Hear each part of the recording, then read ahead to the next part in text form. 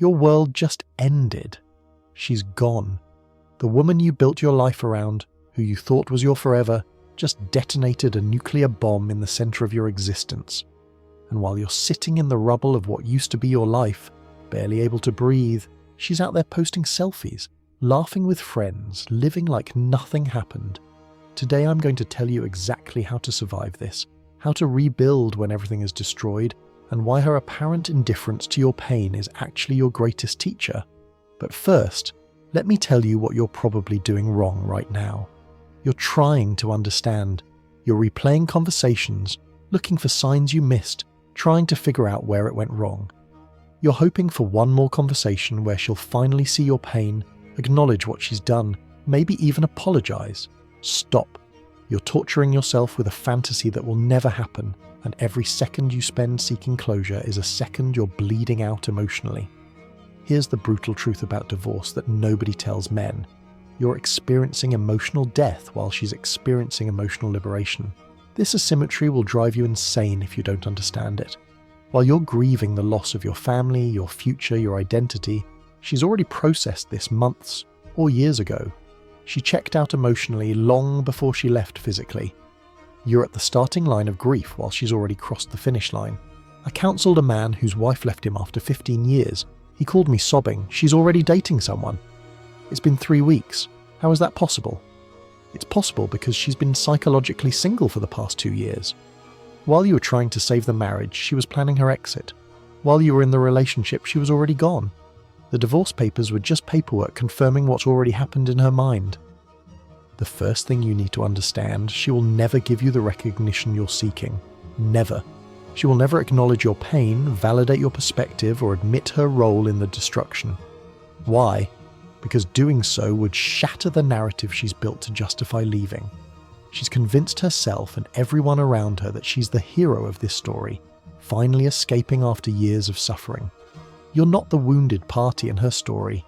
You're the villain she escaped from. This is female rationalization at its most powerful. She's rewritten history to make herself the victim and you the perpetrator. Every fight becomes abuse in her memory.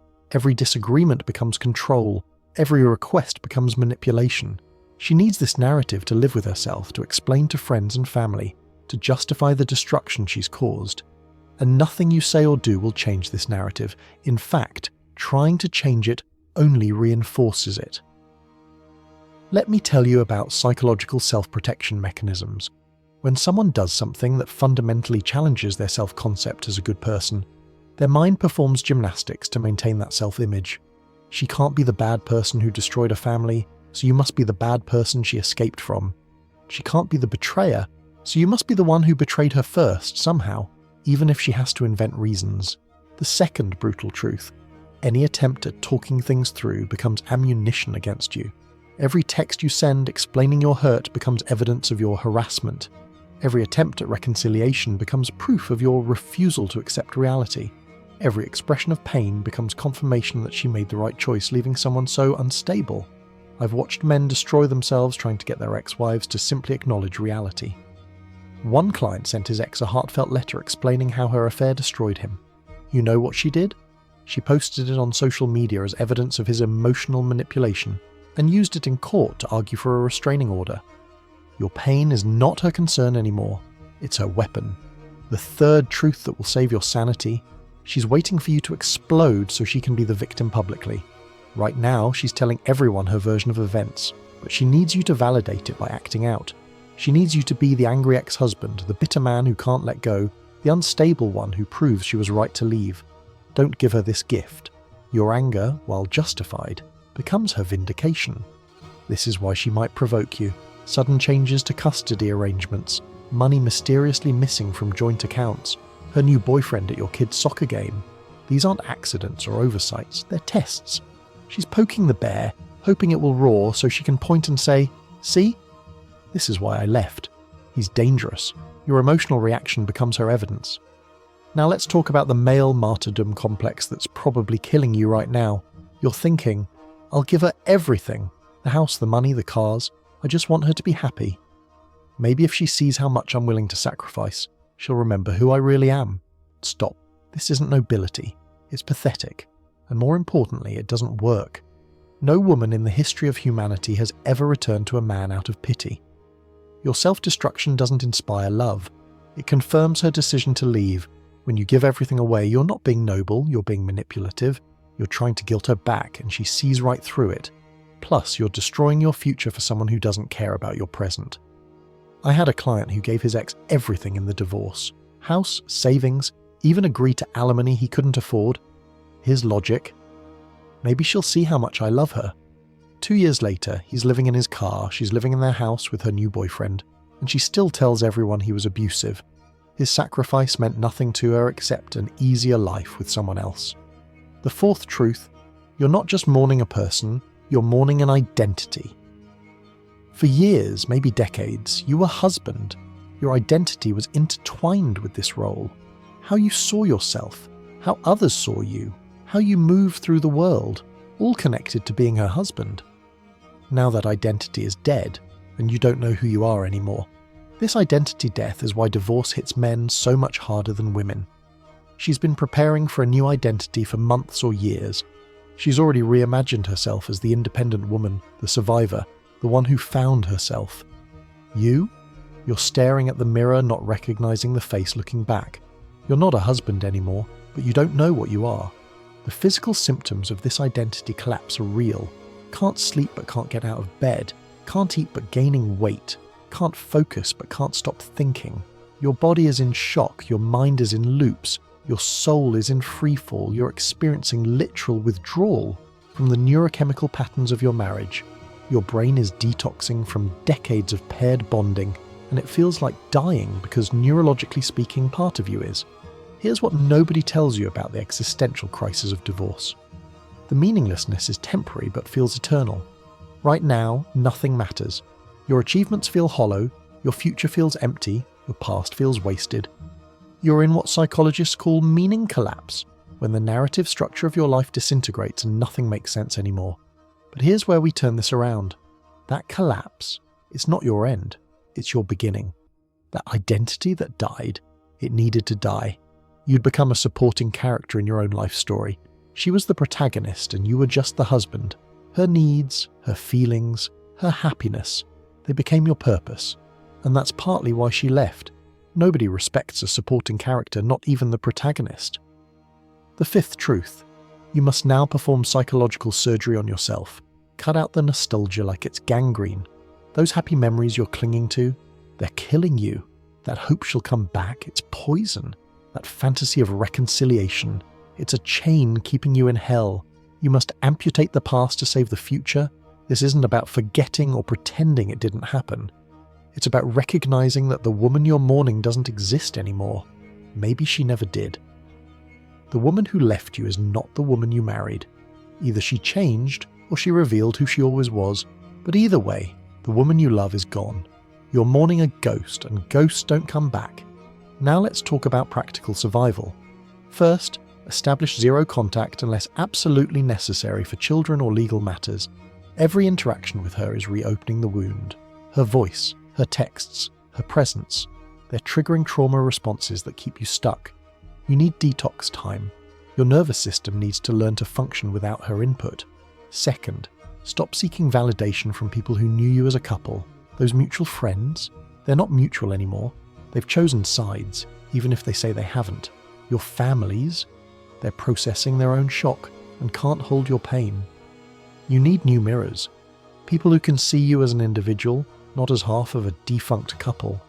Third, create immediate, achievable goals that have nothing to do with her or the past. I don't care if it's getting to the gym 3 times this week or learning to cook 1 new meal. You need wins. Your dopamine system is crashed, your reward circuitry is fried. You need to rebuild your ability to feel accomplishment and progress, starting with tiny victories. The sixth truth: your children, if you have them, are watching you model how to handle devastation. This isn't guilt to pile on, it's purpose to hold on to. They're learning whether men crumble or rebuild, whether fathers disappear into depression or emerge stronger, whether divorce means destruction or transformation. Your recovery isn't just for you, it's their template for resilience. But here's the trap. Don't make them your therapists. Don't tell them about mum's betrayal. Don't try to win them to your side. They're not equipped for your pain, and using them for emotional support is a form of abuse. They need you to be the stable one, the rock in their storm, even if you're crumbling inside. Fake it till you make it for their sake. The seventh truth. She's going to look happy on social media, and it's going to feel like sulfuric acid on your soul. New relationship photos, vacation pics. Living my best life posts. Understand this. It's performance. Nobody who just destroyed a family is that happy. It's a show for others and, more importantly, for herself. She needs to convince everyone, including herself, that she made the right choice. Don't torture yourself watching her performance. Block her on everything. Not out of spite, but out of self-preservation. Every photo you see, every update you read is psychological self-harm. You're pain shopping, looking for evidence of her happiness to confirm your misery. Stop. Her apparent happiness is not your concern anymore. Let me tell you about the anger that's coming, if it hasn't already arrived. Red, hot, volcanic rage that makes you understand crimes of passion. Anger at her for leaving. Anger at yourself for not seeing it coming. Anger at the world for continuing to spin while yours stopped. This anger is normal, necessary even, but it's also dangerous if not channeled correctly. Use the anger as fuel, not fire. Fuel propels you forward, fire just burns everything down. Hit the gym with that anger, build a business with it, transform your body, your career, your life with it, but don't let it make decisions. Don't send that text, don't show up at her place, don't key her car. The anger is energy, directed at construction, not destruction. The eighth truth. You will never get closure in the way you want it. Closure is a Hollywood myth. There's no conversation that will make it make sense, no explanation that will satisfy you, no apology that will heal you. Closure comes from accepting that some stories end mid-sentence, some questions never get answered, some wounds just slowly become scars. Stop trying to understand why she left. The reasons she gives aren't real anyway, they're post hoc rationalizations to justify a decision made on emotion. I wasn't happy. What does that even mean? We grew apart. Passive voice to avoid accountability. I need to find myself. She found someone else first. The reasons are meaningless because they're not the real reasons, and the real reasons she'll never admit, maybe not even to herself. The ninth truth. Your recovery timeline is longer than you think and shorter than you fear. You're not going to be over this in a few months like everyone expects. The rule of thumb is 1 month of recovery for every year together, minimum. But you're also not going to feel this bad forever. The acute agony does fade. The constant thoughts do diminish. The physical pain does subside. But here's what nobody mentions. You'll have setback days. 6 months from now, you'll be doing fine, then hear a song, smell a perfume, see a couple that looks like you used to, and boom, you're back in the pit. These ambush griefs are normal. They're not failure or regression. They're just echoes of trauma getting quieter each time. Now let's talk about the mistakes you must not make. Don't immediately jump into another relationship to fill the void. That's using another person as emotional morphine, and it always ends badly. You need to learn to be alone, to sit with yourself, to become complete as an individual. The next relationship should be a choice, not a desperate need. Don't try to win the social narrative war. She's already told everyone her version, and trying to correct it makes you look bitter and unstable. The people who matter will eventually see the truth. The ones who believe her narrative immediately were never your friends anyway. Let her have the narrative, you take the actual recovery. Don't neglect your physical health. Divorce is a physical trauma, not just emotional. Your cortisol is through the roof, your testosterone is probably crashed, your immune system is compromised. You need exercise like medicine. You need sleep like life support. You need nutrition like rebuilding blocks. Your body is your foundation for recovery. Neglect it, and everything else crumbles. The 10th truth. At some point, you'll realize the gift in this devastation. Not today, not tomorrow, but eventually. The gift of discovering who you are when everything external is stripped away. The gift of building a life that's truly yours. The gift of standards you didn't know you needed. The gift of strength you didn't know you had. I'm not saying you'll be grateful for the divorce. That's toxic positivity bullshit. But you'll be grateful for who you become because of it. The man who emerges from this fire isn't the man who entered it. He's forged from pain into something harder, clearer, more authentic. The husband dies so the man can be reborn. Here's your survival protocol, simple and brutal. Accept that the marriage is dead and won't resurrect. Stop all unnecessary contact immediately. Delete all photos, messages, mementos. They're poison now. Establish non-negotiable daily routines. Work out, work, sleep. Find a therapist who won't just validate your pain, but challenge you to grow. Join a men's group where you can speak freely without judgment. Create a 1-year plan that has nothing to do with her or relationships. Career goals, fitness goals, skill development, travel. Whatever gives you forward momentum. You need a North Star that isn't in the past. Without future focus, you'll default to past obsession. Learn to sit with the pain without trying to escape it. Don't numb with alcohol, drugs, porn, or rebound relationships. The pain is information. It's transformation. It's proof you're alive and feeling. Let it teach you what it came to teach. Then let it go. Pain resisted persists. Pain accepted transforms. Understand that your ex-wife is now a stranger who happens to know your history. The person you married is gone. The person who left is someone else. Treat her with the polite distance you'd give any stranger. No hatred, no love, just cordial indifference. She's now just someone you used to know. The 11th truth: some days you won't want to survive. The pain will be so acute, the future so bleak, the effort so exhausting that giving up seems logical. These are the days that define your recovery. Not the good days when hope returns, but the terrible days when you choose to continue anyway. Each survived dark day is a victory that builds resilience. If you're having thoughts of self-harm, get professional help immediately. This isn't weakness, it's wisdom. Your brain is literally traumatized and might not be producing the chemicals needed for rational thought. Therapy, medication if necessary, support groups. Use every tool available. Your life matters, even if it doesn't feel like it right now. The 12th truth: you will love again, but differently. The next love won't be the naive, all-in blind trust of youth. It'll be earned love, cautious love, love with boundaries and standards. You'll love with your eyes open, your independence intact, your identity solid. It'll be less intoxicating but more sustainable, less passionate but more peaceful. But that's far in the future. Right now, you need to fall in love with yourself. Corny? Maybe. Necessary? Absolutely. You need to become someone you'd want to be with. Not for her, not for anyone else, but because you have to live with yourself 24/7 for the rest of your life. Make that relationship work first. Stop asking, "Why did this happen to me?" and start asking, "What is this here to teach me?" Not in some new age spiritual bypass way, but practically. What boundaries did you not have? What red flags did you ignore? What parts of yourself did you sacrifice? What lessons can prevent this from happening again? The truth about male recovery from divorce: it's slower than women's initially, but ultimately more complete. Women often carry subtle resentment and trust issues for life. Men, once truly recovered, tend to achieve a cleaner psychological break. You have the capacity for full renewal, but only if you do the work instead of just waiting for time to heal. Your new life starts with one decision. Will you be a victim of this divorce or a graduate of it? Victims tell the same story forever, get sympathy but never grow. Graduates learn the lessons, integrate the experience, and become better men. The choice isn't about what happened to you, it's about what you do with what happened to you. Here's the male advantage in divorce recovery. You can rebuild everything external: career, finances, fitness, social life, all renewable resources for men.